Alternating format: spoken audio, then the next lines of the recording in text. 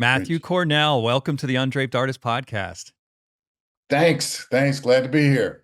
Yeah, it's great to have you, man. So, all right, for starters, I just got to tell you, the reason I invited you to the podcast is because I absolutely love your work. Thanks. I mean, that should go without saying. Feelings mutual. Oh, thank you, man. I appreciate that. But what I love about your work is you're a landscape painter that pushes hyperrealism, but it still feels like a painting. And so that's one of the things that I'm really excited to talk to you about and kind of figure out what it is about your paintings that are different than I would say other hyperrealists. Because I don't know, would you classify yourself as a hyperrealist? I know I've read about you on the internet and people do call you that, but how do you classify yourself? Well, if you look at the entire arc of my painting career, I would not classify myself as that, as I've done lots of different things. Right. Okay. But I've certainly known for what I've done in the last, 10 or 15 years, which is certainly, hyper realistic. But Okay. the painting quality, the painterliness of it is very important to me. It's very important, even though, so much work we look at online. So it's, difficult to see, brushstrokes and things like that if it's very detailed, but they have a painterly quality to them, at least as I see it. No, I agree with you. And I think that is, if not the reason, it's definitely one of the reasons that yours still feels like a painting and not a photograph copy. Right. That's important to me. Yeah. Yeah. Yeah. So tell me about yourself. Where are you residing right now? And well, let's start with that. So my wife and I live in Chapel Hill, North Carolina. And well, we've been here just a couple of years, but I lived in a lot of different places, which has had a tremendous impact on my work. How's that? Well, born in California, my father was in the Air Force, so we moved a lot. And so I lived in Ohio and Kentucky and Kansas, several different places in California, Florida, now in North Carolina. And so I think all of that moving, excuse me, has had a profound impact on the work in the last, say, 15 years, for sure. The sense of home, and I've done a lot of the paintings I've done have been about that. Certainly, I had a show 10 years ago that was basically the main theme of the work, where I painted all the homes I lived in my life. How many is that? Well, now it's probably, let's see, 16. 16? Yeah. That's not including, say, a dorm in a college? No, not that. No. And it's like I said, my father, was in the Air Force, and like all Air Force, brats, we moved a lot. So yeah, I think, and I know that it had a profound impact on how I see where I belong, where I'm from. My wife was born in Michigan, in a suburb of Detroit, so she knows where home is. When people ask her, "Well, where are you from?" She says, "Well, I'm from." She'll say she's from the Detroit area.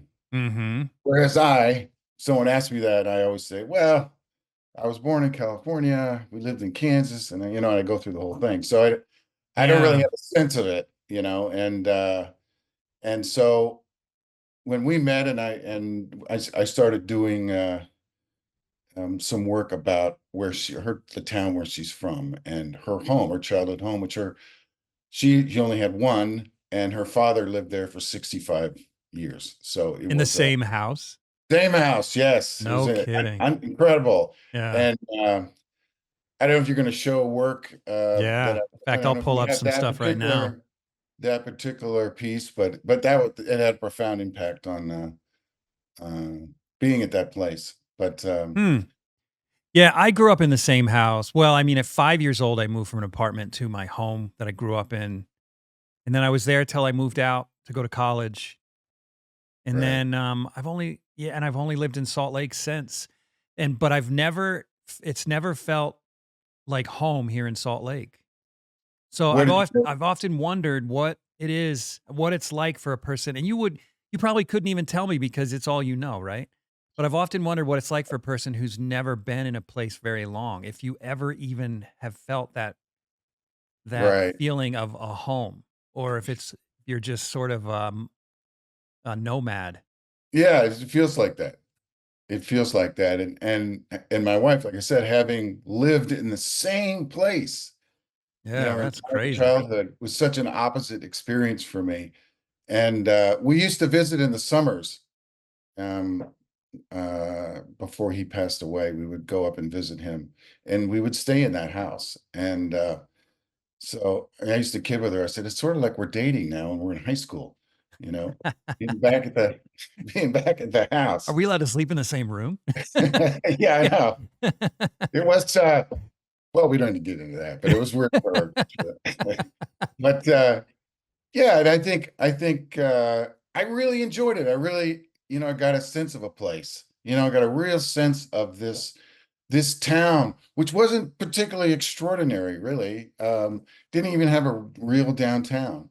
Hmm. But the neighborhood and its particular identity that it had to me was profound, and that it was post-war homes and but we're you wouldn't necessarily give a second look, but there's a lot of I as I see it, as I pass these places, there's a lot of heroism in that you don't necessarily see um, Mhm. in a house that is kind of plain. But growing up in one particular place, I think it sort of grounded her in a kind of reality that I did not understand at all. And how long you guys been married? It's been 18 years. And so We wanted to go together 2025, so okay. So yeah. together you've moved a few times though? Yeah, we've moved twice. We lived in Florida for 19 years. We lived in Florida, Okay. um, which was interesting. But Yeah, your Arcadia bio still thinks you live in Florida. yeah, it's only been 3. So, and it's interesting you showing that you've got a few paintings there. If we, I mentioned about the arc of my artistic life. Um, I can just talk about that. Yeah. After college, I worked in a museum in Well, Florida. let's start before college. What were you like Sure. as a kid? Did you do art as a kid? I did, yeah. I mean, I think athletics, actually, sports dominated my childhood, and so that was really our family was moving and sports. That was really What what sports? all sports, mostly baseball and basketball, but I Okay. just played. I know in an earlier podcast, I think you mentioned something about hockey. I love hockey. Yeah. I did not do that. No, but I So played basketball too. I mean, I never played in high school or anything. I was just liked it. Yeah. right, right, right. I mean, when you're young, you think, oh, you're going to be a professional athlete, but by the time you get into high school, I played in high school, but yeah, it was obvious I was not going to be a professional athlete. But when I was a kid, I drew a lot. I drew, the typical thing that a kid would draw, dinosaurs and stuff like that. And later on, it played actually a role in some of the work that I did, the dinosaur idea. But No kidding. yeah, and that's tell that story later. Yeah. But yeah, so I did the typical kind of things that a kid would draw. And Did you know you wanted to be an artist? no, no, no. I originally was going to be what I thought was going to be a sports journalist, but I found some paints in a friend's garage. I was already in college, and everything changed. It was just oil paints, and it was just an accident that I came upon, and I just tried it out, and I didn't have any idea what I was doing, and I often still feel that way, sort of imposter syndrome. But Yeah, uh, don't we all? It's remarkable, really. Like, It you is. think after 40 years of doing this, that I wouldn't have those feelings. I Yeah, know it never seems to go away. It's sort of frustrating. yeah. Yeah. But yeah, so I started painting, and I graduated with an art degree, and but then you What'd just your sort of parents let. think of that? Going into art? Didn't have, my father, he was a working man. He didn't have any idea what that even was. And my mom, very old school. I grew up in a very religious family. So the idea of being an artist was about as foreign. I mean, I might as well have been an astronaut. I mean, it was very foreign. But they were supportive. They were definitely supportive, but yeah, they didn't know anything about that. And then after graduation, just they opened the door and said, good luck. And this was before, this was the late 80s. So it was Yeah. before ateliers and things like that. This was before all these workshops that everybody has now. It was Oh, before that. long before all that stuff. Right. So I'm just like, I kind of looked around. I'm like, I don't know you know, what do I do? So I worked in a museum, and I had cousins that had a lot of kids, and their friends had kids. So I started doing portraits of kids. That's what I did. So Really? I did, yeah. And you know what? I mean, you could make a living. You could make if a person wanted to do that. Certainly at the time, and yeah, Oh, I did that. there's still a great market for portraits. I mean, that's what I did for a long time. There's still a great Yeah. market for it. Yeah. Yeah. So yeah. So and it just I got a job in a museum in Florida, and so I lived there for a couple of years, and then I moved to Kentucky to do all these portraits. But while I was doing that, I was doing plein air painting, a Wait a lot of minute. Why plein air. did you move to Kentucky to do portraits? I don't understand. It's a long story. Girls involved, Oh, okay. So you It's, weren't chasing the work, you were chasing a girl and then you yeah, did the yeah. So it okay. just well, it's complicated, but Yeah. and I had family. My father grew up in Kentucky, and so I knew people there. So that made it a lot easier. Um, Okay. and this is the mid '90s, mid '96, something like that. And but I wanted to do my own work. I didn't want to chase these mothers around and chase these kids around. And I initially was doing these kids, they would sit in front of me, and when they're like 5, 6 years old, like Yeah. it can be Brutal. impossible. Right. So yeah, so I wanted to do my own work, and the first thing I started doing was the plein air painting, which kind of evolved into doing paintings of clouds and weather and tornadoes.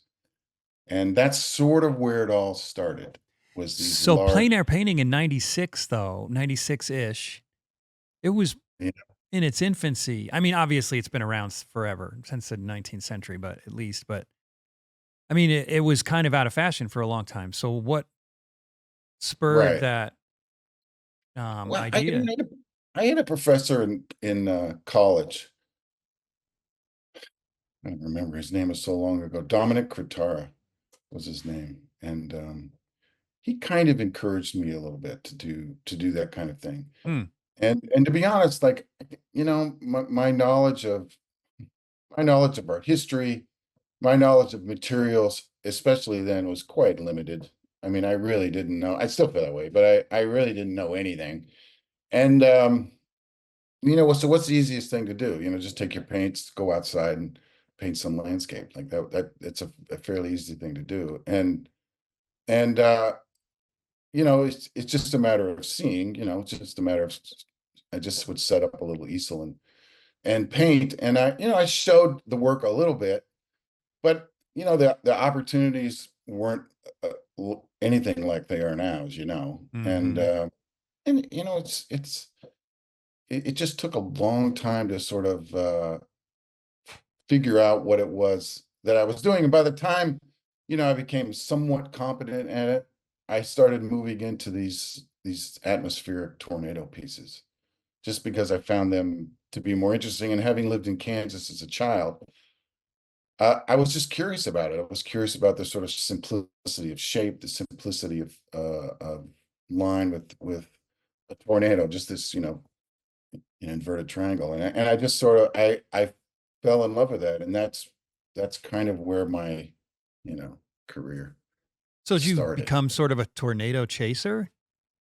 Kind of, yeah. I mean, Rachel and I have done it, my wife, we've done it a few times, and there's some screaming involved, not by me, but we managed to overcome the idea. That's funny. We need to get her on to confirm that. Yeah, so you're not going that way, are you? Well, yes, I am. I'm going. See the darkness? That's the direction we're going. That's where the No, painting no, is right there. yeah. If I have So, to risk I your was life and mine, it's okay. all for the name of art, Yeah, right? seriously. Right. So I enjoyed that. I mean, I enjoyed the travel.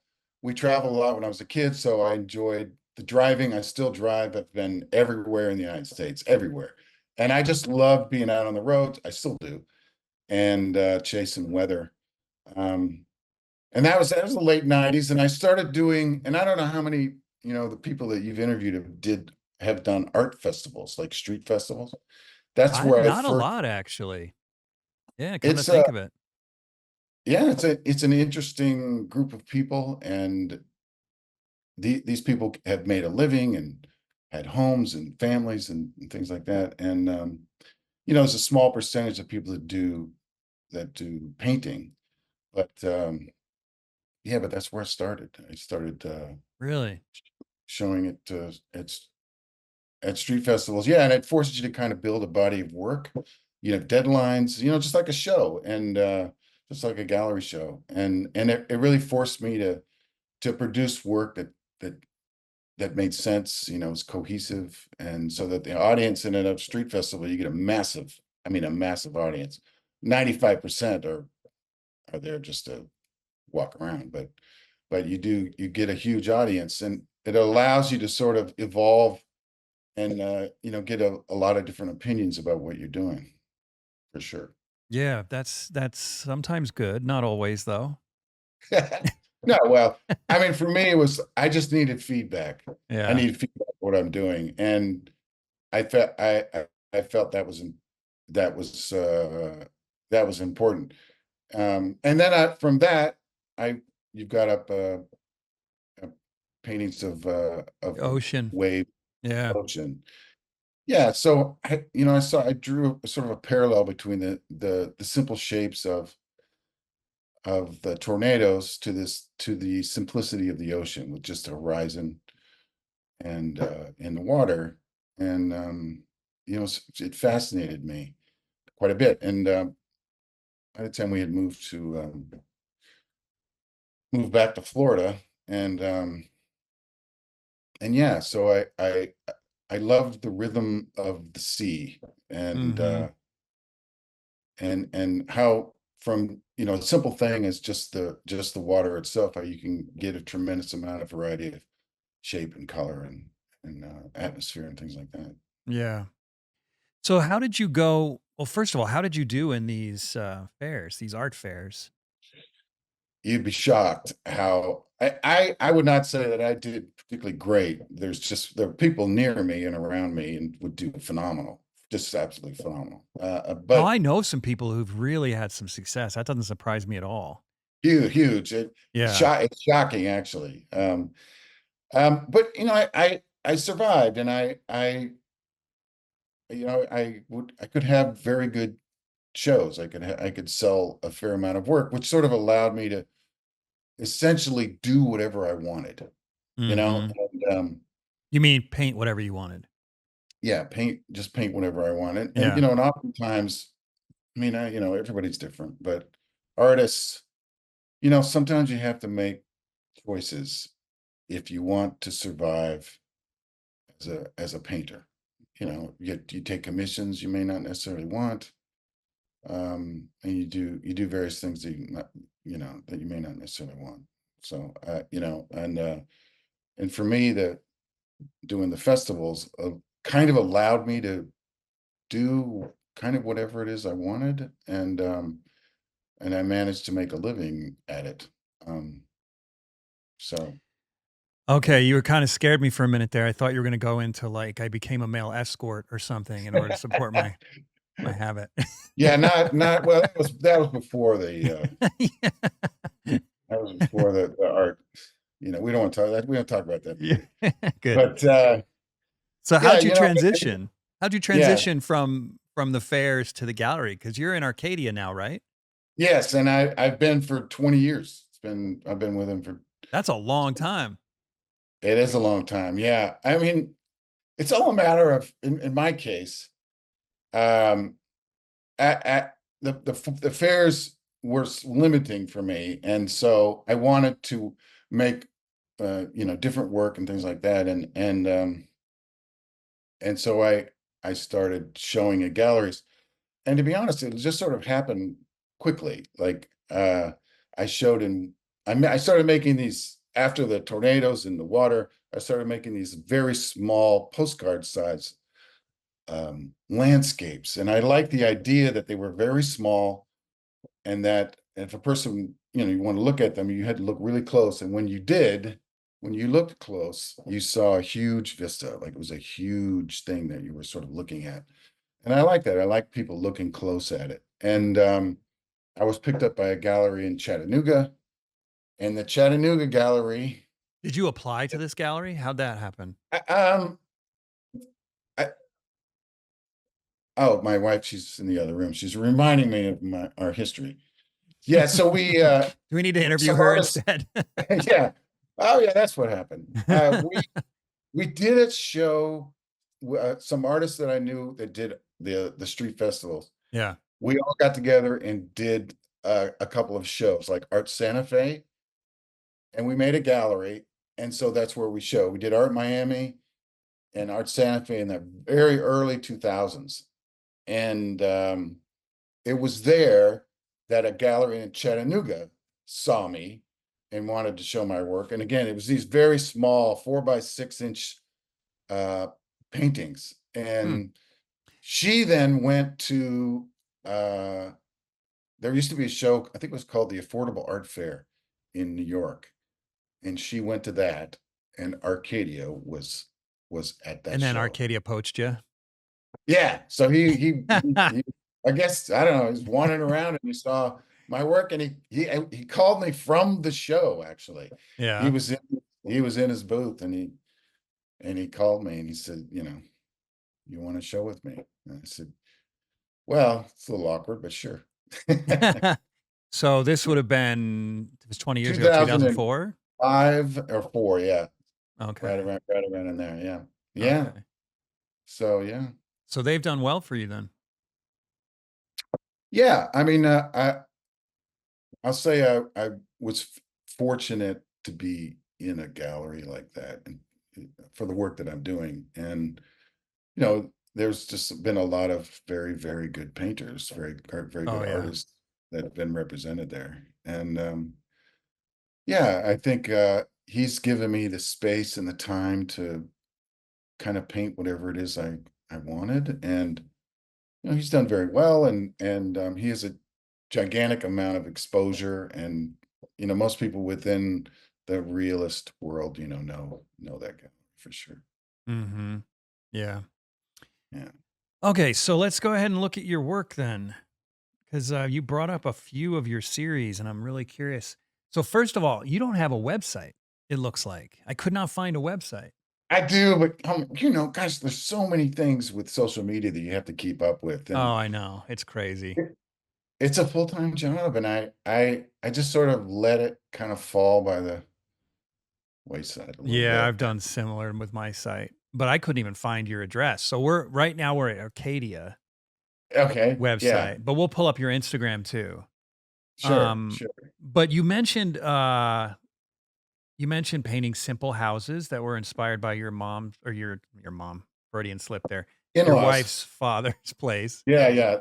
right? That piece right there with the figure right there, uh, it's called Memoir. And Is that the house? that's the back of the house, yeah. No And kidding. that's my That's wife, and so that's the end of the last summer that we were there before my father-in-law went into uh, assisted living, and those flowers that she was tending to were flowers that her mother, who passed away in the late '90s, had planted, and they came up every single year.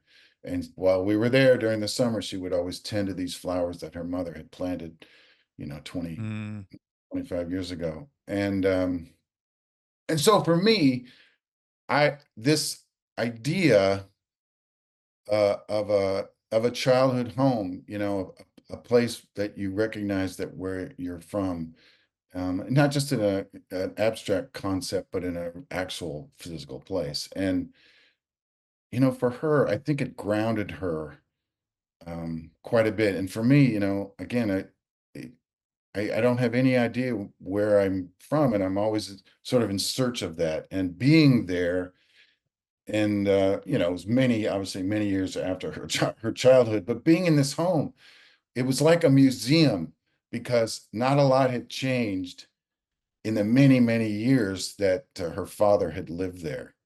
And so it was like an archaeological dig when we moved him out, but it was an quite the interesting experience to be there and to see a place that hadn't really changed much over the many years, and to connect with the experience in the only way really that I guess I could. But and then I wanted to make a painting of of this house, which I made many of this house. It's just the probably the last one.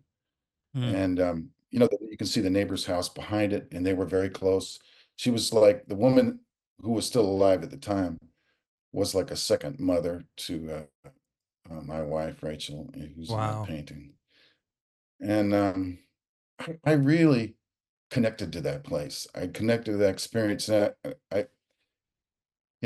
we were there 7 years, 7 summers. We went and stayed with him, which was interesting in its own, all kinds of different things. But just the idea of home, and recognizing that for myself, and it was profound. It really was. And when it was over, I really didn't want to sell the house actually, I was going to ask you but about that. yeah, but like as much as we try, time just keeps marching forward.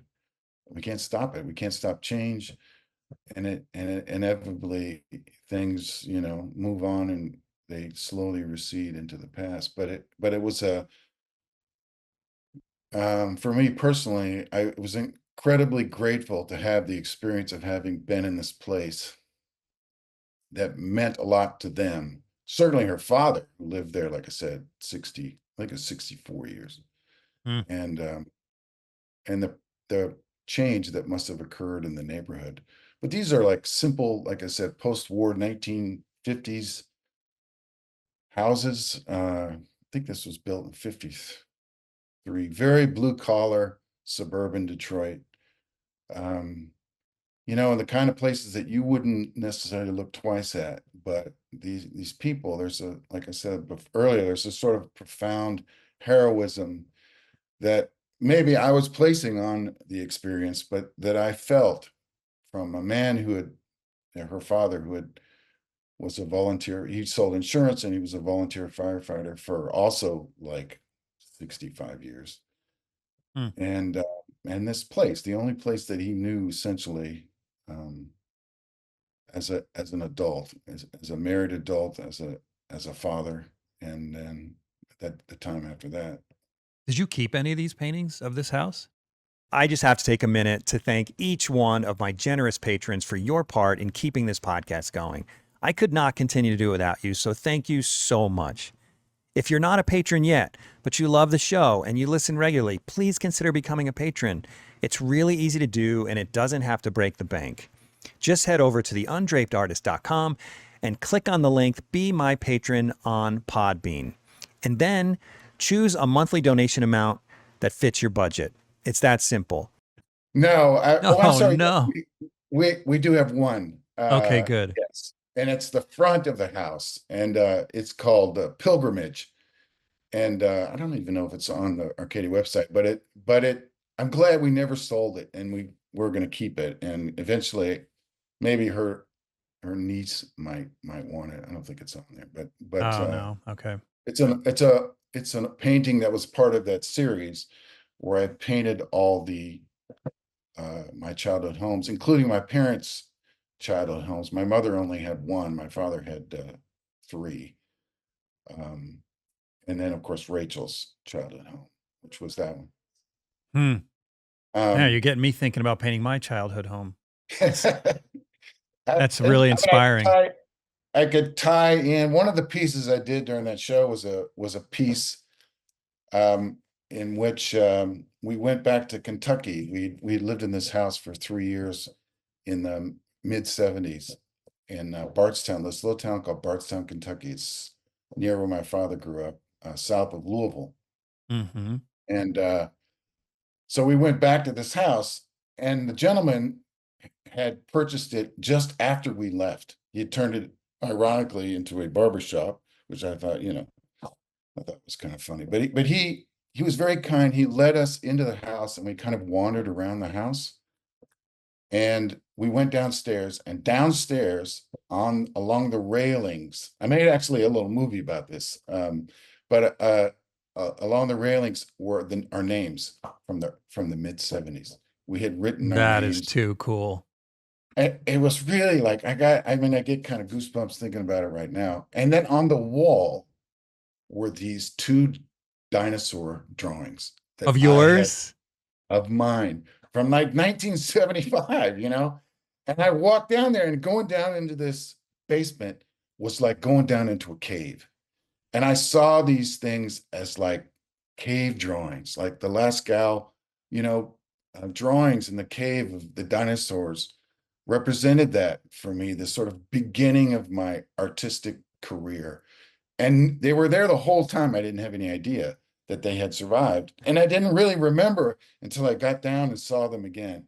And it was incredibly profound to see like the beginning of my journey as a artist, and that how it sort of kind of mirrored these sort of cave drawings, because it really did look, they were just pencil drawings, these real simple sort of, one of them I think was like a stegosaurus, You but know, I'm laughing it, because, dude, I'm thinking, you ever been in art history class? You said you didn't do much with art history, but have you ever taken an art history class? well, it's been so long and my memory's so poor. Okay, so is mine. It's I'm been terrible. so long. I don't remember names and plate. I don't All right, I'm not gonna remember. test you, don't worry, because I Oh would yeah, I would please. fail a test too. But All I right. just wonder if you've ever experienced this, where you're in an art history class and the teacher is talking about the intentions of the artist, and you're just, at least for me, I would sit there and be like, "No, I don't know about that. Yeah, Maybe, right. maybe, but how do you know that? Yeah. You can't get in the head of the artist." But I'm just imagining as you're describing these dinosaurs for I, I don't know how long, hundreds of years, historians have speculated about the origins of cave drawings and what they Right. represented, whether there's some sort of religious icons, whether there's some war drawings, whether they, what they represented. How funny would it be if all cave drawings were just kids scribbling on the inside of cave walls? Right. Right. And Maybe that, for maybe. Right. millennia, we think it's something significant, and if we Right, could just right. travel back in time, we'd see some cave mom just smacking the back of the hand of the cave kid saying, "Stop drawing on the walls." You know? Right, right, right. How funny would that Yeah, that be? was just Junior doodling on the wall. Didn't mean anything, actually. Yeah, yeah. Oh my gosh, that'd be funny. Yeah, it was it's also funny to see our signatures, like along That's the wild. stairwell, and so long ago, almost 45 years ago, no, 40 years ago, but You said 1975. no, that's 50 years That's ago. 50 years ago. Oh man, Jeez Louise, dude. I know that because yeah, I was born in '74, so it was easy math. okay, yeah, yeah. And I included that. I made like a replica kind of that looked like a wall, and I made the drawings. I wanted to carve it out of the wall actually, but yeah, that wasn't going to work. And then I made a painting of the house, and I had the two drawings, and yeah, that of the That cave there. is that is so cool. Yeah. Yeah, we've Yeah. got stuff like that in our house of our kids, like all the height the notches for their heights and Right, stuff, right. and, I'm gonna rip that piece of trim off if we ever sell the house. Right. Just take the You trim with should, me. yeah, I right? I will. mean, come on, it's yeah, that's, yeah. I mean, It's a good that's in, like, memory. every house that was, where you had kids in the 1970s, every single house, so, Oh, man, and it's funny how um, those things become something significant and special over time, where yeah. when they were made, your parents were probably pissed that you were drawing on the walls, Yeah. My when I was a kid, my little brother bent over the edge of a clawfoot tub and wrote, "This is a tub," in permanent marker upside down because he's bent over. Right. My mom was furious. And then I don't know how many years later, my brother had moved out. We'd all moved out. And the tub was starting to wear out. Like the finish on the tub was starting to wear off.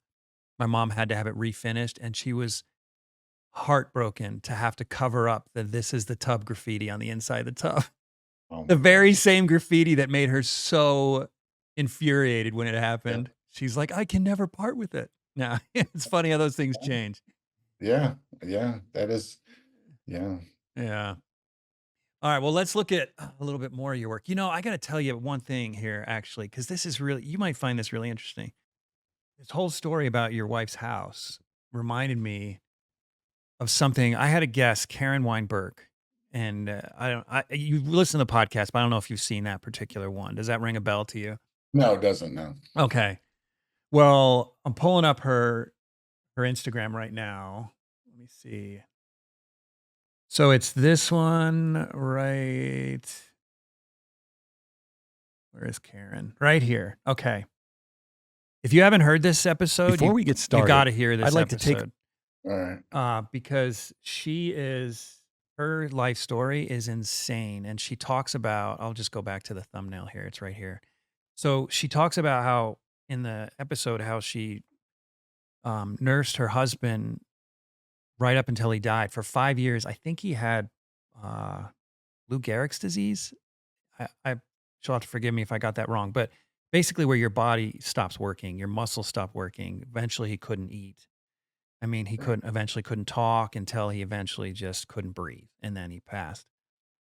And it's this really moving story of how she took care of him for 5 years. So then we got off the podcast and I told her the story of my mother. This was just after the podcast we stopped recording. And my mother's story was really interesting because, and there were a lot of parallels because I had cancer at 21. So, and my mother had me at 25. So she was about 45 years old at the time. And then right after I recovered from cancer, I nearly died a couple times. So it was really traumatic for my mom. And then right after I got it, I had cancer. My grandmother, who lived in Florida at the time, had a stroke and lost her leg and had aphasia, so she couldn't speak. So her and my grandfather moved from Florida to New York, and my mom cared for them until she died. But before she died, she had lost both legs and had no ability to speak or, understand anybody or anything. And then my grandfather got lung cancer during that period and he slowly died. And then right after he died, my parents came on a vacation to my house in Utah. And on that vacation, I'm kidding you, it was like months later after my grandfather died. My father had a stroke. And for the next 20 years, she's been caring for him. He's still alive. And Wow. he has like he can't speak.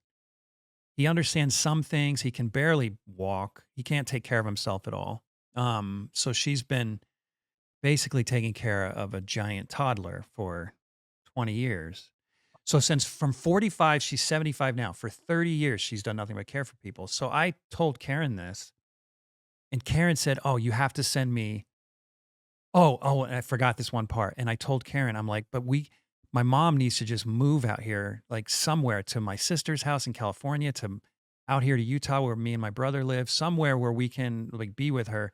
But she will not leave her house because it's the house my dad and her bought together when they were young, when we kids were young, and she will not leave the house. And my dad fixed it all up. He like made it nice and pristine and just the way she likes it. And so now that he's, like completely incapacitated, she's like, that's her little treasure and reminder of what he was and, the gift that he gave her. So she says, Karen says, send me a picture of your mom's house. I'll paint it for her. So Mm. this incredible woman painted this gorgeous picture of my mom's house and sent her the original painting at no charge to my mom. My mom's not Wow. even an art collector. She doesn't even care about art, but she has been talking about this painting nonstop. Every time she walks up the stairs where it's hanging, she says she's moved by it. It's just an Wow. incredible. Yeah, isn't that something else? Is That's a Karen? great story. That's a Yeah, great and I will. story. I'll find that painting and I'll put it so people can see it. It's just this woman is spectacular. Wow. Karen Weinberg. If you haven't heard her podcast, you got to check it out. But Yeah, I'll look for it. But your Wow. story reminded me of that. I mean, you can't there's so much that,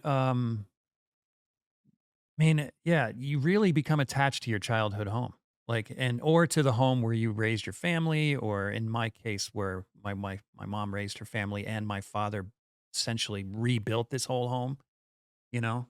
Yeah, it's hard to separate your memories from the place. Wow, that's an amazing story, really. Yeah, Wow. yeah. Wow. Well, let's talk about your art some more here. We're gonna go back to your page. Do we go to Instagram? Would that be better? Yeah, let's Uh, do Instagram. yeah, you could do that if you don't mind looking at pictures of my dog. Yeah. I thought this was you. I was expecting a dog to show up for the interview right up here.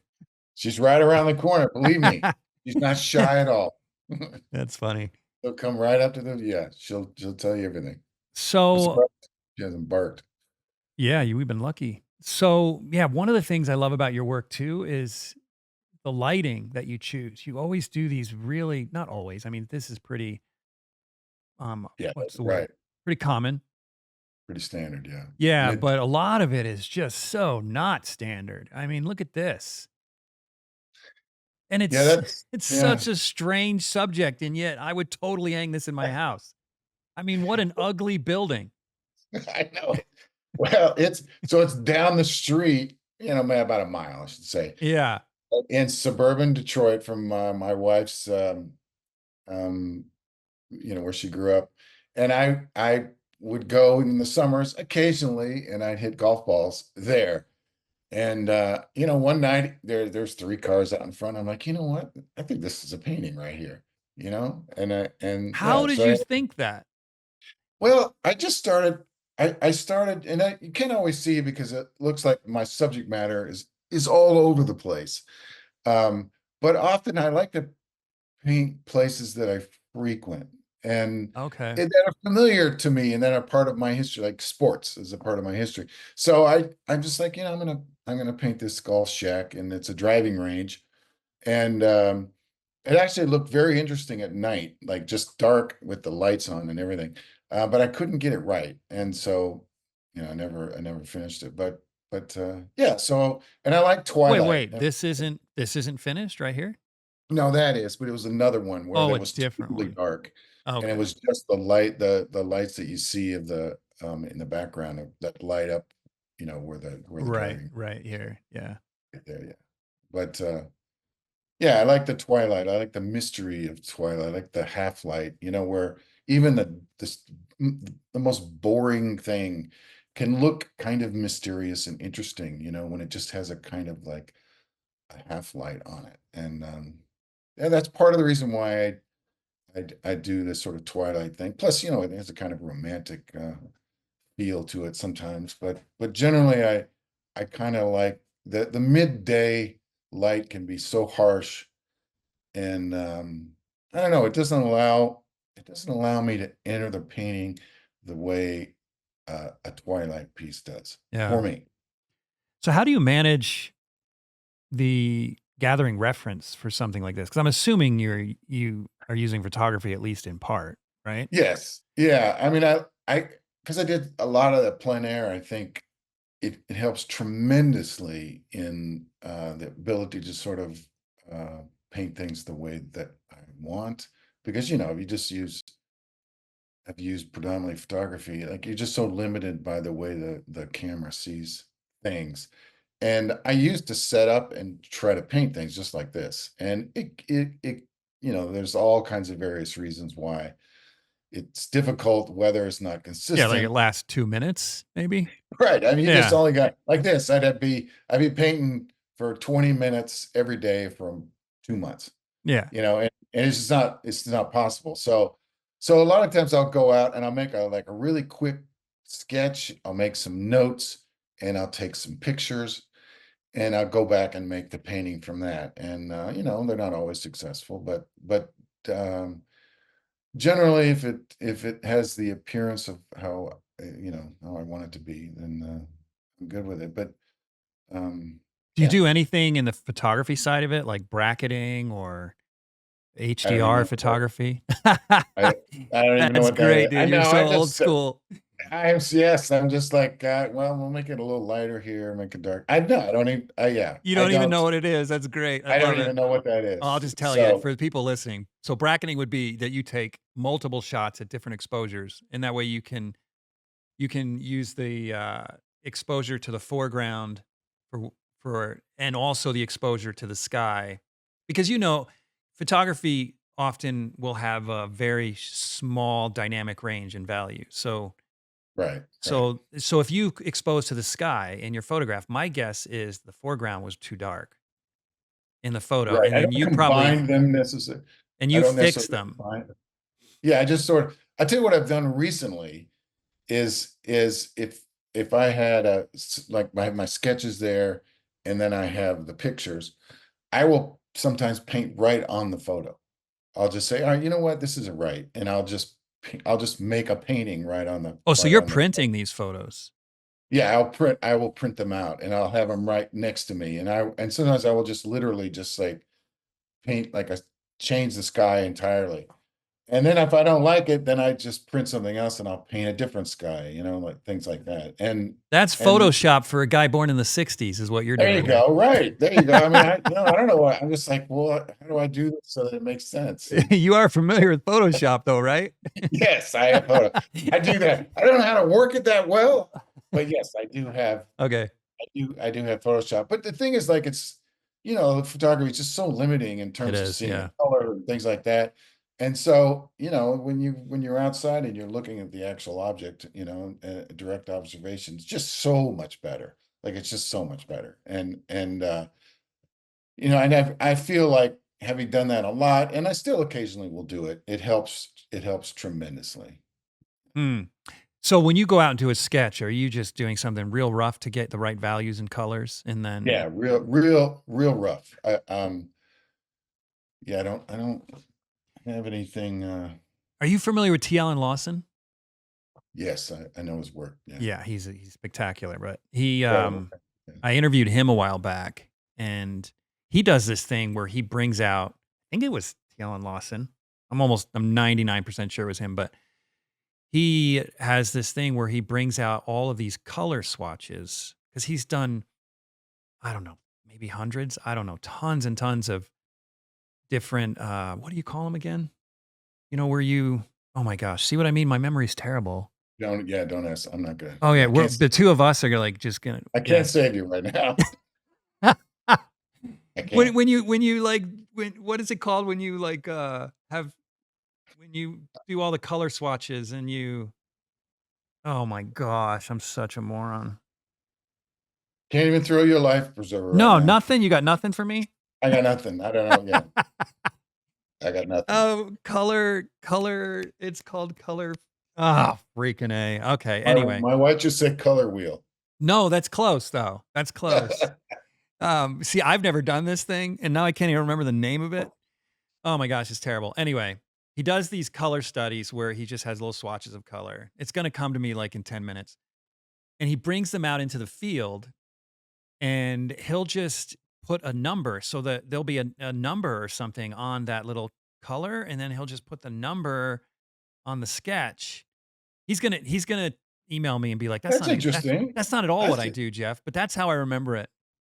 And it's That- just a very Yeah, methodical way of solving right. problems quickly in the field, and then he can bring them back and go, "Oh, yeah, so this building was number 247 or whatever," and Right.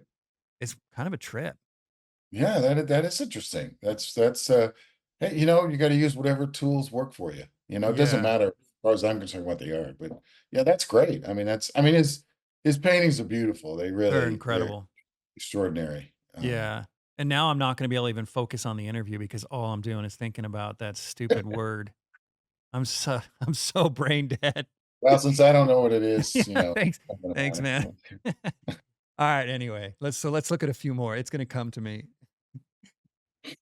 Okay, so you work my goodness, dude. Look at how freaking big your fingers are. Yeah, I've got huge hands, massive hands. So that's an Uh, actual number 10 brush. It's just that your hands are yeah, other I know. bits. Yeah. Yeah, yeah, Uh, massive. so how much do you do with these tiny little brushes? They don't, they don't last that long. But not a lot. Like you know, I took I did this kind of picture a long time ago because I just thought it was kind of interesting. I know a lot of people do it now, including I still do it, but um it just sort of gives a sense of scale, obviously. But yeah, the little brushes, I've used all kinds of different brushes. Don't ask me to give you the names, but I've You used were so all we're so similar that way. I hate it when I people say, know, "What colors do you use?" I don't know, like that pretty red, that kind of I bright know. green, the I use basically 7 colors. I use 7 colors. I don't use a lot of colors. So I do, I sort of mix the colors, and but but yeah, I mean part of the reason I've painted small, I mean it seems stupid, but it's a it's a lot easier to handle when it's smaller. Like it's I've done larger those tornado drawings were huge, but God, they were so difficult to wait, get let's around. go back to this. Do you have the tornadoes on your No, I don't think if they are, they're way at the beginning oh, no, we of gotta at least try. Let's see, of because you've mentioned them twice now. because I think they were very important in my um You got a boatload of entries here, man. I think I counted 900 something, or didn't count it, I read 900 something.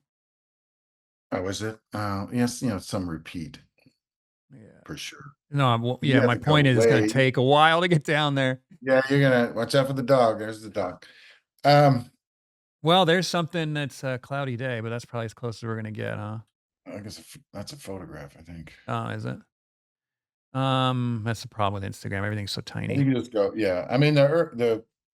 the work is more relevant anyway. But All right. Well, I had to ask you about this anyway. Oh, that's the finished piece. But this is very strange to me. I know you know what I'm not questioning your professionalism here. This is just one. please, No, no, no. let's make But what are you painting directly on masonite with no gesso? no, no. What do you got? A clear coat on there or something? Yeah, I've used a bunch of different things, but just between you and me, that's shellac actually. Shellac.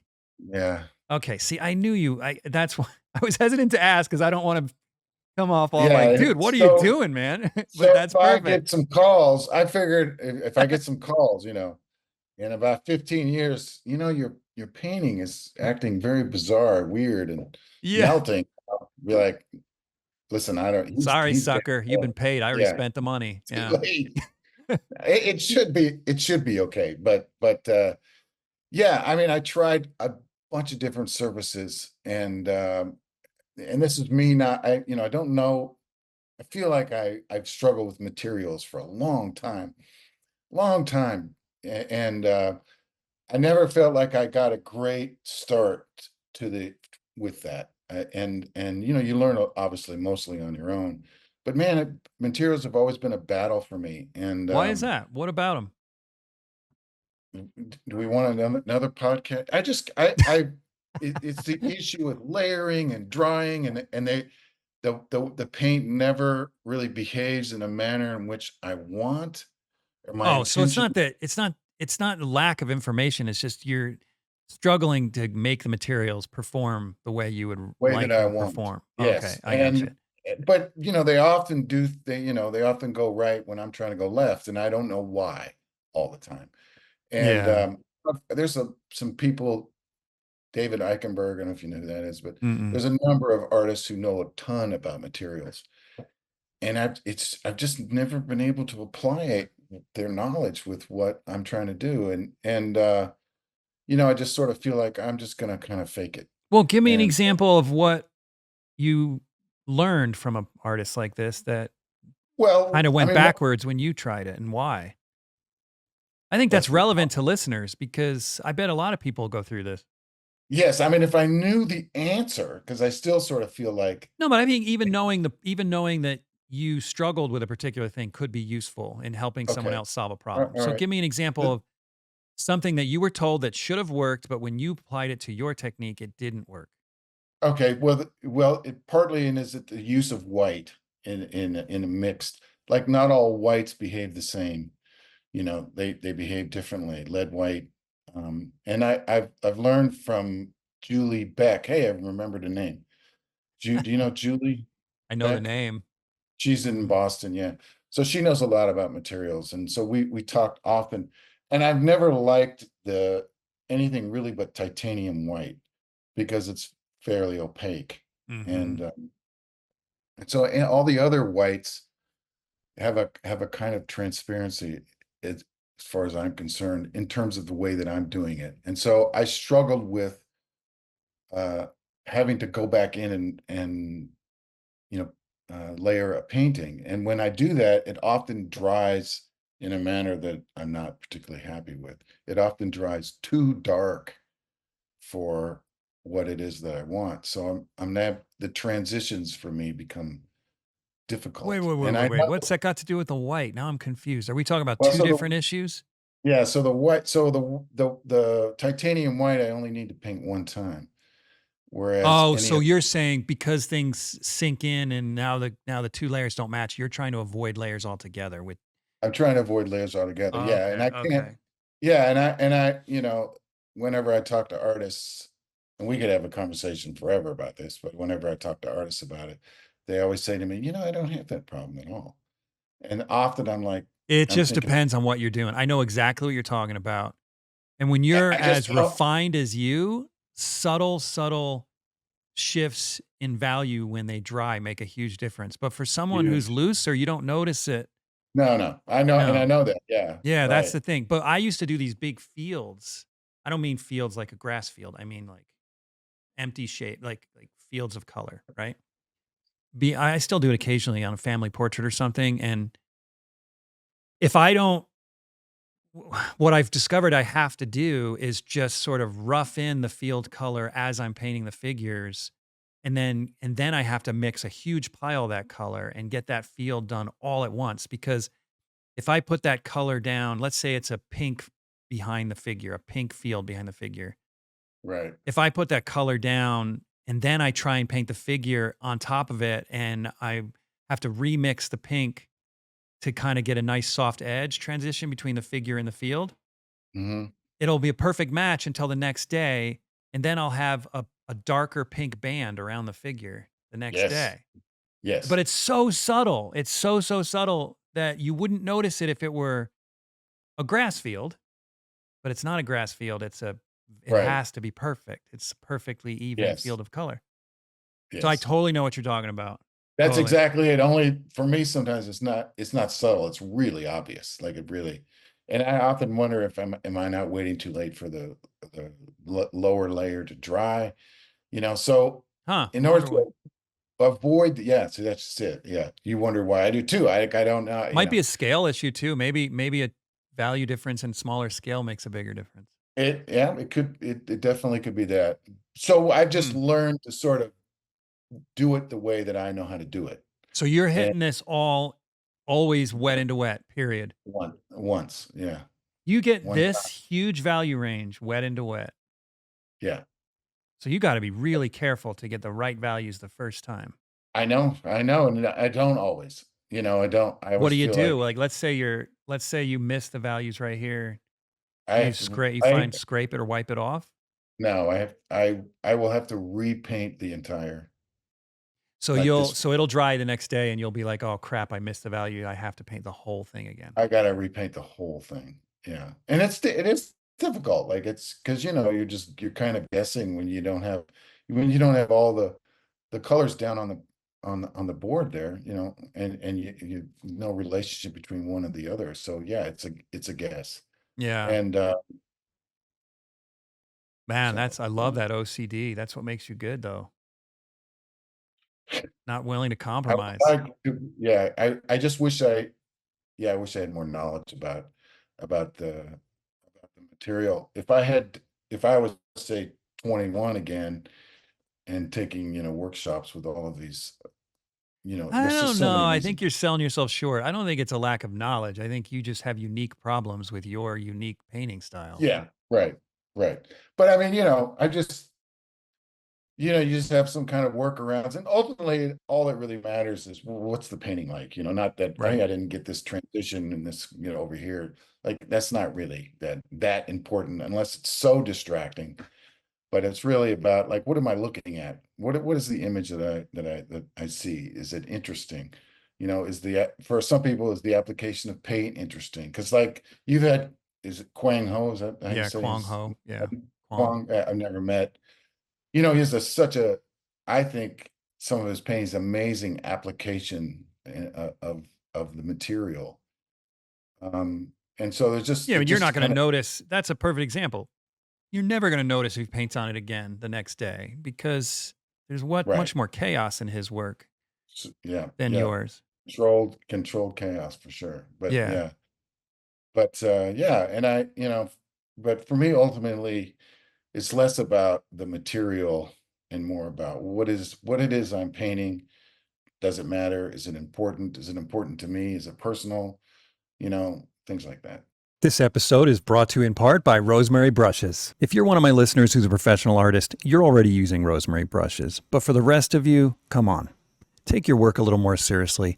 Stop buying the other brands. It's just not worth it. Every now and then you may get lucky and buy a good brush from another brand, but use the brand that professionals like myself are using. Go to rosemaryandco.com, link in the description or the show notes, and get yourself some quality brushes before your next painting. Hmm. So why did you settle on shellac for this painting? And is that what you always use? No, I have not used that. I've used, straight gesso, but gesso sometimes feels too absorbent. Just feels like it absorbs the oil out of the paint And the too shellac quick. doesn't? Does not, no. It I bet does shellac not. would last forever. I bet that's a great solution. Let's go with that. Yeah, No, I'm that sounds. serious. Because I don't know if you've ever done woodworking or furniture making or anything, but No, not really. I know they use, yeah, yeah, yeah, shellac is a really common sealer to put other finishes on top of. It's not. So, I mean, why wouldn't it work for a painting? yeah. I mean, I think I heard Vincent, The Sidereal? yes, has used it. So if it goes bad, we'll just blame him because Yeah, it's his fault. Just send him it's a his, bill. yeah. So well, thanks for my painting screwed up. Appreciate it, man. You sounded smart, but this didn't work out at I all. don't know. I think it'll work fine. I think it'll work Yeah, fine. I think so too. But yeah, I've used a lot of, I used just gesso, but it's sort of like it was just because I can work relatively slow, and it just sort of felt like for what I was trying to do that the gesso was absorbing the oil in the paint too quickly for what I wanted. So when you put shellac on it, it's slippery then. Very, very slippery. I sand it down to give it some tooth, How many coats and of shellac do you put on? depends, but it's quite a few. Quite a It's few. quite a But yeah. it's alcohol. It dries Shellac's alcohol based, so it dries really quick, right? really quick. Yeah, it dries really quick. Hmm. So, but I've got this stuff I've used before. It's what's the composite, the plastic composite that some ABS. artists, what is it? ABS. A AB. plastic composite. You're painting Yeah, on plastic. no, it's a composite of Oh, you I talk think about that aluminum that sandwiches over plastic. The dye yes, bond. Dave Dye bond. Dibon. Yeah, thank Yeah. you. Yeah, David, is it Casson or Casson? Cassin. Yeah. Casson. I know he's used that, and I I have used that too as well, and I've got a few that I'm getting ready to work on. And that, you just eliminate the prep time, you know, you know, You know what I save. use that you probably would hate, but you might try it just to bec because you might find you actually like it. But when I do small paintings, I work on ABS plastic. It's ABS plastic. ABS. Yeah, it's the same stuff they make your dashboards on cars and stuff out of. It Really? it's stuff's indestructible, Do you feel and like it holds onto the oh material? my Like it, gosh, that's the problem. That's why you might not like it because it's crazy absorbent. So you oh, it might is. it's pretty absorbent, but you should just try it once because you might find that the advantages, outweigh the disadvantages. But I told Sean Cheatham. Well, actually, I've talked about it on the podcast before, and Sean Cheatham literally just texted me yesterday. Do you know Sean Cheatham or of Sean Cheatham? I know who he is, but Yeah, we've never, yeah. he's like, dude, this ABS is amazing. It's a game changer. I'm like, I'm glad you like it. No, It's and the cool thing about it is you buy it in 4x8 sheets, you cut it down, you sand it with 150 grit sandpaper, and you're ready to paint. right. It's like it's so That's convenient. like Dibond, just sand it Yeah, down and but you're ready. Dibond is a fortune. Yeah, it It is. costs a Yeah. fortune. This stuff it costs nothing. It's like I think a full sheet 4x8 sheet's like 25 bucks. No kidding. Jeez. Yeah. And here's the other thing. Dibond is more fragile because Dibond will if you drop the painting or whatever, the aluminum can bend or dent. Yeah. This Yeah. stuff, you could take a 4 by or not a 4x8. You could take like an 8x10 piece of this ABS and throw it like a frisbee for a couple hours at each other and it would never break. Like, so it's really nice for This, that reason. Yeah, it's just really indestructible. And wow. I've even done big paintings on it. Like I just did my family portrait on it Yeah. and it was 5 feet by 4 feet. And I just mounted like insulation foam behind it. So it's like a big sheet. It's almost like a big piece of gator board with plastic on one side Yeah. and foam in the middle. Anyway, you might Wow. consider it. I don't you live in North Carolina? They probably are you kind of That's in the true. boondocks or are you near a city? No, no, we're right in Chapel Hill, so we are not in the boondock. But there's not. Raleigh probably has something. I'm sure. But Raleigh. yeah, there's got to be. And even Amazon will sell small sheets of it and send it to you, but here in Salt Lake there's a place that sells materials to sign makers and sign shops Right. and you That's right. can get it by the sheet there. Yes. Yeah. ABS. ABS. Yeah, check it out. You may not like it if you're looking for slippery and smooth, you might not Not like it. not necessarily. I've changed a lot, and I'm not wedded to any particular way of working. And as I just turned 60 the other day, and it's hard to see close up now. It's very difficult for me, and I know you have to make changes about them Yeah. for all reasons. And I'd like to work looser and larger. Um, But but you like smooth panels, I'm assuming.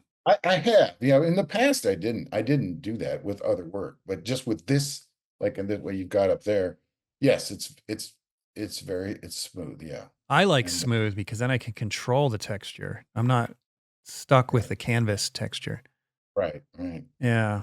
Well, try it. Let me know what you think if you try it. Yeah, I could thanks. even send you a sheet if you want. Um, yeah. There's a Well, place here I've been getting the dye bond, so I'll give it a oh, shot. if they've got dye bond, I bet they've got this. Yeah, Yeah, I'm I sure bet they they do. do. And the other, well, the last on this, I don't want to stick on this forever, but you could always just put like a quick layer of liquid on it too. To I've done that too, yeah. yeah, I've yeah, done, yeah, and liquid, yeah, just sort of, I always hear it changes over time, but yeah. But you're painting on top of it. yeah, I'm talking about for a a ground. full, you're talking about a full, No, I'm talking yeah, about for full a like for coverage. a gesso on the ABS. Oh, I see what you're saying. Yeah, Yeah, yeah. someone in Right. the comments is gonna be like, "No, rabbit skin glue and oil prime linen or, oil priming, whatever," but I don't Whatever know. works for you. And if you Yeah, want, whatever I mean, works. I I remember doing that in college, and I was thinking, is this 1620? Like, what are we, and that's fine. Like, I think the information, which of course has now escaped my brain, but yeah, I think the information is fine if you want to work like that, if you want to be Oh, pure it about it. definitely works, but I'm like, I'm okay with modern material. Yeah, yeah, Yeah, there's no yeah. question that works, but anyway. All right. So I'm gonna just, if it's okay with you, I'm gonna just pull up some of my favorites here, and maybe you can give Sure, me a go little for it. your thoughts on them. Well, here's another. Well, both of these, I already had that one up, but again, your control of value is just great. That's got to be, like you said, from your experience painting plein air. Yeah, right. I think that's a good choice of work in terms of that. Yeah, definitely. Yeah, because the shadows, even in photographing the work, the shadows are darker than they are actually, and you Oh, for saw that. real? The painting itself, yeah, they're lighter. Um, Yeah, yeah, the that's same thing. spectacular. Look at that sky. That is spectacular. I started I started doing businesses named after people, like first names, and that was one of them, Judy's. That But was I the whole like, series? So you just were on the yeah, hunt for restaurants with a yeah. first So name? I'm kind of in the middle of it. So the next show I have next year is America on a first name basis. So it's all businesses named after somebody's first name. So And this is 6.5 by 9. Do you mind if I ask, what do you charge for something this size? um, it's about 6 by 9. It's around 5,000, five to 5,500 maybe. Whoa, congratulations, dude. That is a lot of money for a tiny painting. It also takes a while too. So No, you well, know, yeah, but it's like I've right, said on the podcast before, Michael Jordan didn't get paid what he got paid because it took him a while to make a dunk or a free throw. right. He You know what I was, yeah, mean? yeah. You You get you right, get paid for the quality. yeah. So there's a lot of painters that would take longer than you on this and not get paid $5 for their painting. But no, dude, that's impressive. 5,000. I would say I was gonna buy one from you, but sorry, can't do. No can do. This That's out of interview my is budget, over. man. That's done. Yeah, holy crap. That's great. Yeah, Yeah, and if you congratulations on saw your them in person, success. they're looser. You know how the images on the internet can look. They're looser than they appear. I don't know if you are familiar I with can see it in the sky and stuff, but I mean, a little bit. but the text and whatnot is still pretty dang impressive. Dark, yeah, Tiny, yeah. tiny little text It's in funny. there. It's funny about that. I've painted this place twice now. The first painting I did, I don't know, just like half the time I'm not paying attention. I misspelled some of the words on there, like sandwich. I just, it's like, and I didn't notice it until I was completely done, framed, ready to go. And I looked down at it and I'm like, I misspelled two words. Like, how's that even possible? Yeah, I wasn't gonna bring that up, but you never did fix it. There's a couple words in here that aren't Yeah, spelled right. it's just, I know. So don't look close. I don't know if And you're this familiar. license plate, totally the wrong number on there. I Yes, know this right. I guy. know. Yeah, I know. They were pissed about it too. So, That's like, but I actually wanted to bring up that car. I don't know why, but I love that you included that car right there. It just helps me to move my eye around the painting. so if you see a single car in the painting, it's me. That's like a little self-portrait I put No in. way, that's you? That's sort of me. That's not literally my car, Oh, it's but symbolic uh, of but you. but it represents the single car represents sort of my travels and my search. And so when Oh, I no put way, I like that. yeah, so that's like a little self-portrait I put in the car. It's not always the You same you vehicle. strike me more as a pickup truck than a sedan, though. I have a pickup truck, yes. So good call. I have a big black truck, Yeah, that but looks more like you right there. yeah, that's not it, but yeah, that easily could be. So, but all joking aside, is that another example of a symbol That's of another it example, is? yeah. Okay. Yeah, yeah, That's really cool. yeah. Yeah, man. Yeah, these are great. Okay, so these waves, I've got a painting I'm gonna be doing soon, uh, and, well, I'm gonna come back to this one because I love this one, but I wanna talk about your waves. Let's see. Do you do the waves anymore? Actually, I'm getting ready to do 2 of them. Um, I Okay, have a here's like, I one. have a big show Oh, next this year, one's amazing.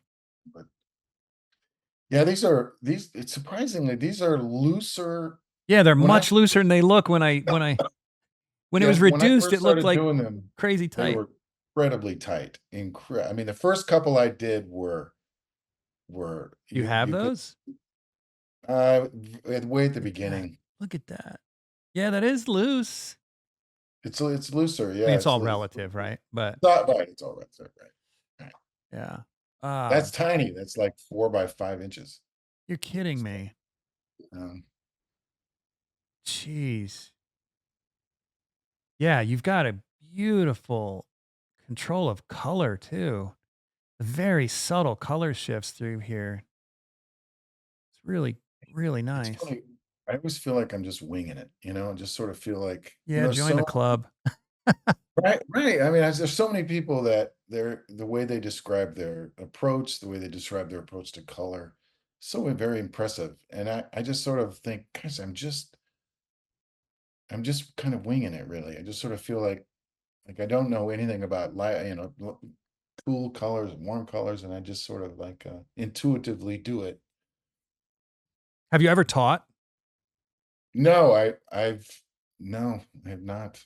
I wonder I if you taught. I'm not suggesting you do. You got a good thing going here, but I wonder if you taught for a couple years consistently, if it would pull out of you knowledge that you're not even aware that you have. Because when you say it's intuitive, my belief is that intuition is grounded in knowledge. I mean, there's something deep in there that you know. You just don't know you know it, right. right? I wonder if you Yeah, had to verbalize these things, if you'd be shocked in how much you actually know. yeah, I would be. Yeah, I I could bet you would almost be. You can't paint this without, you know, yeah, I a mean, I lot do of think, knowledge. when you do something over and over and over and over, yeah, you Yeah. know, you, you learn from what you're doing, and you learn what you think works and for what intent you're trying to do, for sure, for sure. Yeah. Yeah, your colors are just you see these violets in here, incredible translucent. Well, it's not literally translucent, but you made it read translucent. Yeah. Kind of yellow greens and man, it's gorgeous. So how much for a little guy like that? Oh boy, I Five, spent a lot. I can't 4,000? remember. Actually, I think Graydon Paris purchased that painting from Did me. he? Oh, money bags. Long, long, long. Jeez. That's awesome. All right, man, look at that. That is cool. Yeah, that's It's the just such an studio. ordinary subject. Yeah, it's the studio of an artist friend of mine. It's in the back of the house. I think it's 12 by 12. So what do you think It, the secret is to making a successful painting out of an ugly subject? No offense to this guy's house. But I mean a we'll say relatively mundane, uninteresting subject. What do you think the yeah, secret is to making a good painting out of it? I wouldn't say that there's necessarily one answer to that. Um, Well, what are some of them? I guess I approach in this particular case. I don't know if you can tell it's an artist studio. I certainly know it Well, is, I but can see the drafting table, yeah. Yeah. but yeah, I think a little narrative, in a piece can help to sort of transcend what you might think is a subject that's not particularly interesting. Um, and I also think, I made this sort of romantic, the lights are the glowing and things like that. And so I think that helps to add to, um, the quality of the work. And again, if it's just like that house, my father-in-law's, house he lived in all those years. If you're driving by it in the day, you wouldn't think twice about this house. Um, and this one, the front of it's really nice, but you wouldn't necessarily think twice about it. But then you put it in this sort of like, kind of romantic light with the windows, and you have a little bit of narrative, and suddenly it takes on a different kind of presence. Mhm. And I think that adds to the quality of the work. Not always successful, but I think when you add those things, definitely. Hmm. I think you got a gift for composition too. That's I mean, because if you I suppose it's maybe not the case, but I would guess that if even if you had this romantic, as you put it, lighting in here, and then the narrative. If you didn't get a great composition, it's I don't know that it would be enough. Do you think? Probably not. I mean, nostalgia obviously adds to a little bit. I think Yeah.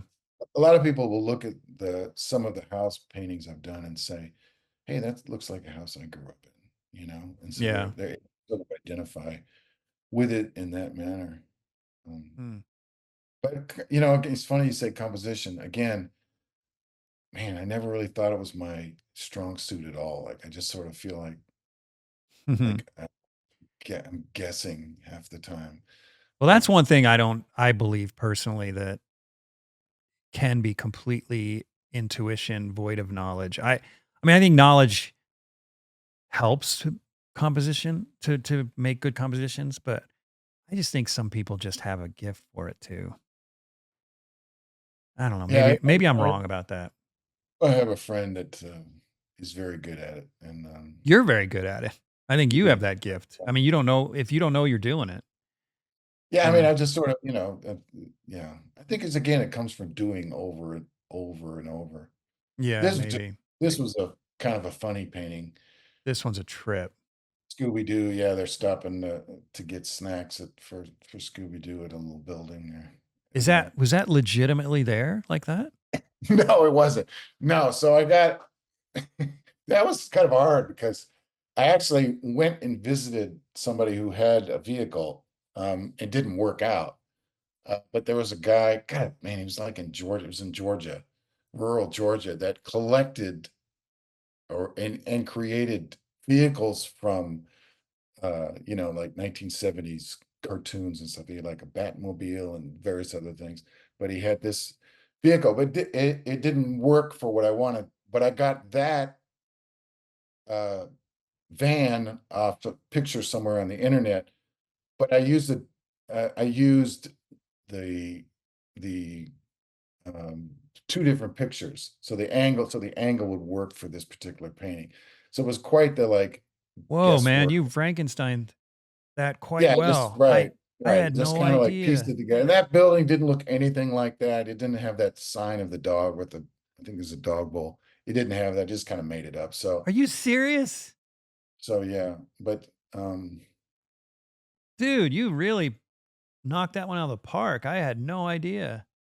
it was kind of a fun, it's kind of a fun painting. So Did you but you had the building. Did you also have this light source and everything here? Did you I make had that the a light, yeah, the light source. But the so the but the van building, and the dog, those are the 2 things you added. yeah, that I added the light and I changed the shape of the building. There were like refrigerators around the actual building where I was in Mississippi. It was down in Mississippi, but Oh my gosh, yeah, this painting is so cool. so I just kind of created a like they were stopping to get Scooby some snacks. That's all that was. And on the Is this you right on the here? post, yeah, there's another vehicle back there. Yeah, on the post is one of the arch nemesis or from the show. You can't read it. It's too small, but which was kind of fun. So Wait, what do you mean on the post? on the post, see the pole Oh, on the 5. pole. I thought you meant the post, like the writing over No, no, here. I'm sorry. Yeah, the Oh, pole. right Yeah, here? What what do yeah, you mean arch nemesis? yeah. It's just like Another artist in the show? no, it's like a nemesis Oh, of Scooby-Doo.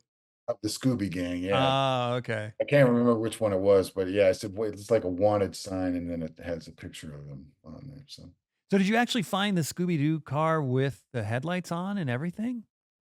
no, I put the headlights on, and I was a different van at that angle. I had to find the right angle. And the guy, like I Dude, said, you that that's seriously it impressive. it didn't work at all like the way he had it, and I didn't like the way it looked. And so I found the van on the internet somewhere, but it was facing it at the wrong angle. So I got a different van that I placed at the angle that I wanted, and then just painted it to look like the Man, the Scooby Gang. values just work so perfectly. It's so Yeah, I'm convincing. just guessing, I'm just like, well, it should be lighter, it should be darker, kinda Nailed it, guessing. man. That's gold. And that was 16 by 18, so based on what we've looked at so far, that was Yeah, it actually a was pretty huge. large painting. Yeah, there's one just below it, Here? in the center. Nope, not that one. Here?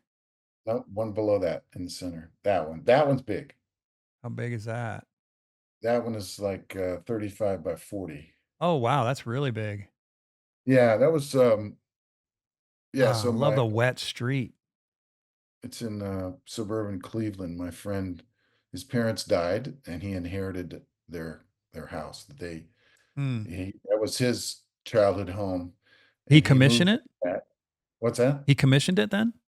No, Oh, no, I had visited a number of times and he's a good friend of mine and I wanted to paint it.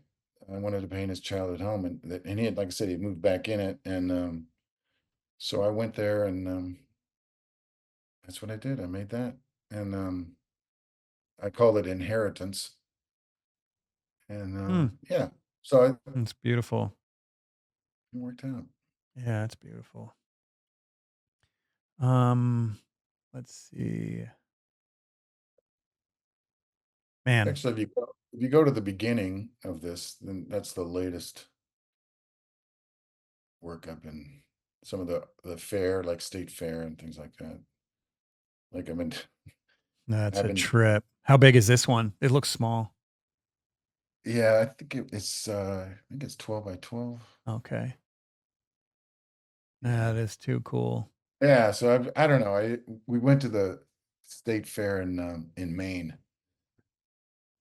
and I just liked it and I thought, I should do a series of paintings of the booths, of the food and it's an interesting you know, people that walk by for sure. Mhm. Is that how you sign your name, just an M? Yeah, No kidding. on the front, yeah. And I should have asked earlier, but do you go by Matt or Matthew? Matthew. Matthew, okay. I got a brother named Matthew. He goes by Matt, so just wanna make Yeah. sure. Um, yeah, this is cool. And so what are these new ones for? You are preparing for a solo show or something? No, so these were part of the 5 and under show at Arcadia. That's what That's 8 by so 8. I have, Hmm. I am in various different group shows and things like that, and, so I just provide work for that. Yeah, that's Dude, this is sick. This is so cool. a place in, Southern Michigan.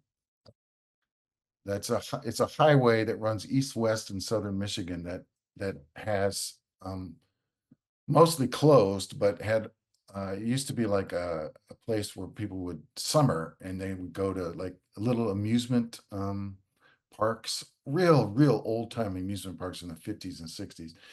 And along the way, there's also a number of places that are named after people's first names.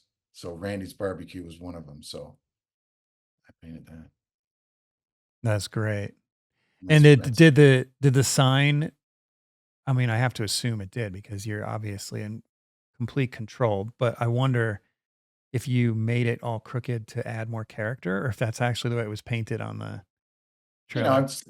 it's mostly accurate, but when things like that, like I don't the absolute accuracy of the writing is No, not. no, no, no, but I'm talking about, like, these are perfectly straight. I mean, not perfectly, right? But and this is straight, everything, Yeah, but yeah, this is yeah. sort of funky, and I'm assuming that's the way you saw it. It's a little fun. It was a little funky, but Yeah, not exact. but I didn't paint it exactly as it was. oh, okay. Just, It just looks in a cool that way, though.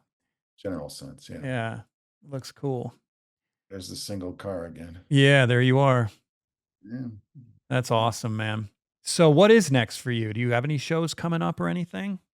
Yeah. The show at the Atlanta Art Fair, which is the inaugural big art fair. I don't know how many galleries, 60 or 70 maybe. When's that? That's the 2 weeks. In 2 weeks. Will you go to it? I don't know. We talked about it. I don't know. It's kind of nice. I like to, wander around and look at work because, as you know, there's so many incredibly talented people, Yeah. and that's always fun.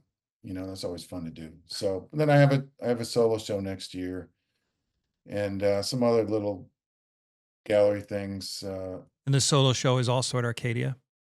Yeah, Is that yeah. the only gallery you're with right now? No, I'm with three actually. Three. What are the other 2? Robert Lang Studios in Charleston, and William Basic Gallery in Northampton, And Massachusetts. you can keep them all satisfied as far as No, the I amount of can't. work. No, no, I can't. It's very hard. I mean, it's very, very, for you people out there, if you're still awake and listening, to me, uh, it's very hard to make a living, just from selling your work, and you have to put in a gigantic amount of effort. Gigantic. I've been doing Jeff's online mentorship program for about a year now, and it is awesome. Everything is online, super streamlined. If you can be there, I mean, you have the ability to talk to him once a week and he can review your work and help you. If you can't be there, it's pre-recorded. You can go back and even re-watch things if you missed something during class or couldn't be there. So the online portion of it is almost better than real life because you can always go back to it, which is awesome. The demos are recorded. It's just like all available whenever you need it. And I'm a stay-at-home mom of 4, and my time is limited, and it's also very interrupted. And so to be able to go back has been clutch for me. And you get to work with Jeff Hein, who's awesome. He's tough. The assignments are simple, but difficult, and they're difficult to make us all better. And he's able to give us these assignments, coach us through it, help us stay excited to progress. And so it's just been a great experience. I am so grateful that he has been willing to take time away from his own art to offer all of us to have it. So if you're thinking about doing it, it's amazing. To learn more about how you could have me as a personal mentor, check out the link to HEINatelier.com in the show notes or video description.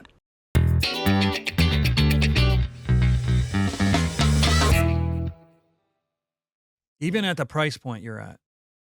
Even at the yes, I have got to always be producing work and selling the work. The work has to sell.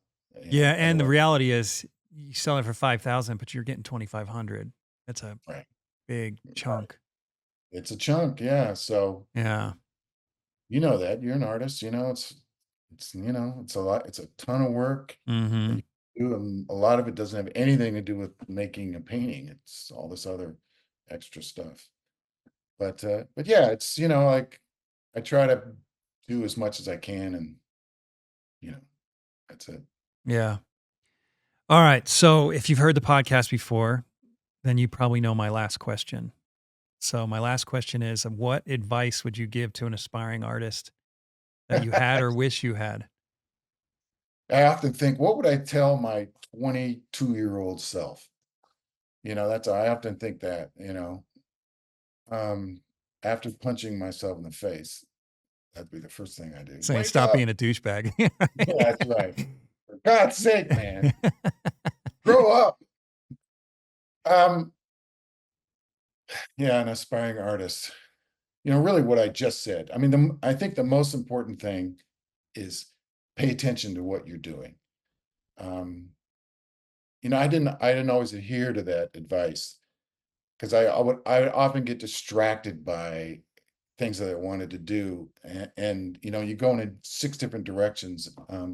It takes you a lot longer to get to where you want. But more than anything is, um, I would say a great foundation for painting is to paint what you see, to go out and paint outside what you see. I think that is fundamental, I think, especially if you want to paint in a relatively realist manner. That knowledge that you can gain from doing it over and over and over and over again, and from pay attention to what it is that you're doing. That's so important because it's not about going out and painting, but in going out and paying attention to what it is that you're doing and learning from it constantly. Mhm. But the effort that it takes to have a career is constant, and it's very, very difficult. So you have to think about all the hours that you have to put into it. It's amazing how many hours. And I'd also say, and I struggle with this, is keep a joy in your work and at least your approach to work, because man, it can the day to day, the dealing with galleries, dealing with whatever it is you're doing, can grind you down. It can make it really hard to produce work. And I think you have to find a way to enjoy the process. And it's not, again, it's not something I've always been particularly successful at, but I think that's really important for a sustained career. We don't always have to be, in our studios, you know, in anger and frustration all the time, even though it happens. It clearly happens to me. But I think keeping joy in your approach and your process and your work is important. Hmm. You know, my wife said to me the other day, she's like, You say you're living the dream, but you don't seem very happy all the time, you know? It's And because it's hard. It's it's hard. freaking, and I said, Yeah, but I'd be more miserable if on Sunday I had to dread putting on my suit and tie and sitting at a desk all day. So maybe that's just my nature. Well, But yeah. gratitude. That's Mhm. you could add that to that. Yeah, it's hard, but you have to be grateful for it. And that, man, when you've got deadlines and the painting's not going well, and you're not selling this or not selling that, it's very, very hard. But yeah, but that's true with life. Like life's imperfect. You've obviously been through a lot of things, and you have to have gratitude for the things that you do have. I'm starting to sound like my wife. She's now gone, but she says that a lot. She says she has a gratitude list that she has every day, and it's very, very important for her. And I agree with it. Well, I don't do it all the time, but I agree with the idea that finding gratitude helps. So have there been any particular things that you can remember that have helped you to find joy in painting? I think the thing that I've never lost, and this is just for me personally, is the search for what to paint. And that comes for me from traveling and getting in a vehicle and going out on the open road, and the possibilities that are out there, things that I've never thought of, and have yet to be discovered. That sustains me considerably. The act of painting itself, less so, but the hope and the search to find something that I never thought of, or find something maybe that I can identify with through my own life experience. And I love Hmm. that. I just love finding out of the way places on these small roads, and just being out there in the quiet, you know. I love that. It's still to this day, for me, the best part of the whole process of making a painting. So it's almost like you're more of a documentary kind of artist where the subject is as much or more important to you than the act of painting. Yeah, I would say so. Yeah. Yeah. I mean, I could easily have been a photographer, someone who documents, what they see. And I mean, I love the old South. I loved old Florida. I like New England. I love being out in the open areas of the plains in Kansas, and where Hmm. it's nothing but wind in it. And I love that. I love being out there, and that's where I find inspiration. That's That's awesome. So when your paintings take so long though, what do you do if you get into that grind where you're just like, you can't start another painting, you got to finish it, right? well, I listen to podcasts like yours. Excellent answer. That's what I was digging and digging and digging. It Finally, took a you while, but said we it. got I we know. got You there. saw it took We forever. got there. Thanks, man. Yeah. Um, yeah. What was your question again? I'm sorry. So I get what you're saying completely. You get excited about going out and finding new things to paint. It's that exploration that you're passionate about. But your paintings take a really long time and they're really tedious, I'm assuming. So what how do you manage How do I your power time in through? such a way where you get those highs enough to sustain your long painting processes? It's hard. It's very hard. I'll say this. Like when I painted Rachel's childhood home, I got to know the place, like as a physical thing. I got to know every brick and every board and every nail and everything. And so I was there, I was experiencing it. I was there. I was in that place that whole time I'm working, when I'm painting the tree that she climbed as a child, and remembering all the stories that they would tell me about the house, and where they did this and where this happened and where this tree used to be, and what how the furniture was arranged in this room and things like that. And so when I'm painting those places, that's where I am. I'm in those places, Mm. and that's just, for me, that's sort of like sustains me. And so when I'm done and I spend 6 weeks on, a good sized painting of house, I've spent 6 weeks at that house. And so Oh, I that's know, brilliant. yeah, I know it, and I'm familiar with it, and so it's like a companion that And I is that have. an intentional state of mind thing that you're doing in order to enjoy the process, or has it come naturally? Yeah, it just happens. It That's just happens. great. That's Yeah. great. Man, this has been fun. It's been good to get to know you, Matthew. Yeah, great talking with you. Yeah, Well, thank you. Thanks for the opportunity, and of course, yeah, of course. It's been inspiring. So I really appreciate it. thank you. All right, thank you. Thanks for tuning in to the Undraped Artist Podcast. If you enjoyed it, subscribe. And if you could, leave a comment or review. That really helps the channel. Please share the show with your friends, and if you're feeling generous, consider a monthly donation at theundrapedartist.com. Thanks again for watching. We'll see you next week.